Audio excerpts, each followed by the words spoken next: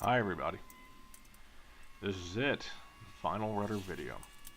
Well, until we start doing all the damned fairing work, but that's not until later. So, got one side bent up, and now I'm bending the other side. I found it easier to do it in sections than to try to bend the entire thing at once. Didn't really work all that well. The tiny little top piece, which only has 3 rivet holes, would bend a lot easier than, say, the bottom section here, which has over a dozen.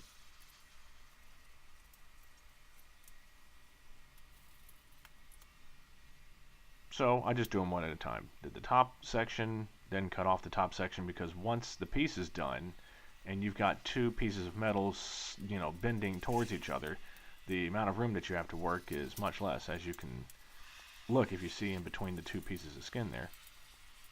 So after bending them all, I found that they just weren't bent enough. Trying to get those pieces together, it's a bloody nightmare. I sat there bending with a piece of PVC, didn't help. So I just go there and start using a hand seamer in my hands.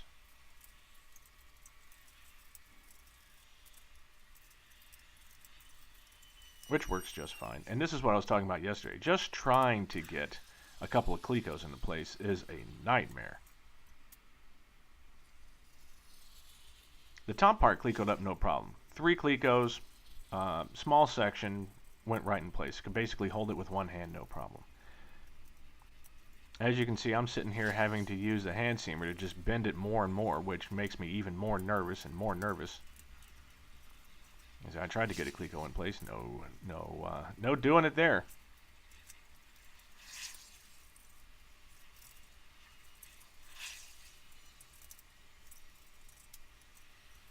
This would definitely benefit from having 2 people.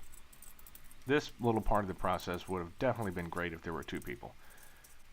You basically have to put a death grip on the 2 pieces of skin with one hand and then start clecoing while you're holding that thing, literally pinching it as hard as you possibly can, praying to God you're not going to start bending the metal. But as you can see, I did it. And then, after taking a good look at it, I realized that I'd put the skins on the opposite direction.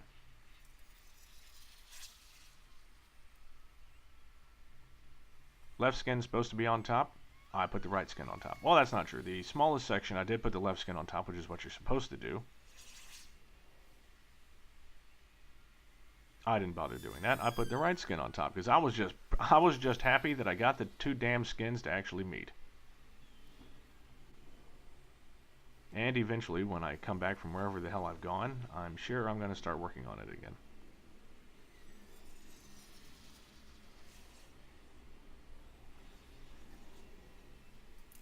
Oh, there we go, finally.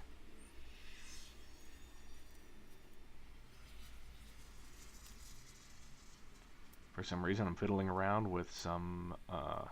Oh, yeah. Okay, so this is what I was doing. So I grabbed a spare piece of 36 thousandths.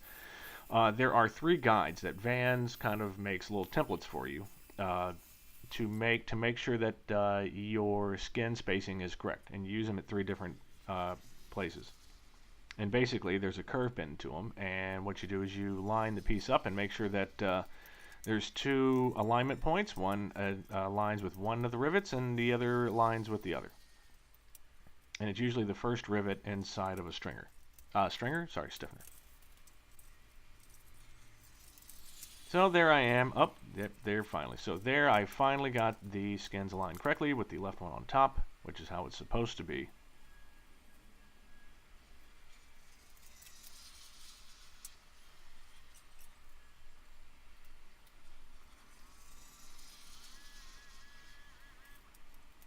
Now that everything looks satisfactory, I'm finally going through and pop riveting. I bought a new pop rivet gun, as you can see.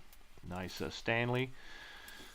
With a rotating head, or maybe it's DeWalt, sorry. DeWalt with a rotating head. So a 360 degree rotating head for the pop rivet gun, very helpful. It's already saved my butt a couple of times. So yeah, the rudder was very challenging. It's a very delicate piece outside of the spar, and you have to treat it with respect or you will be paying the cost for the shipping of the parts.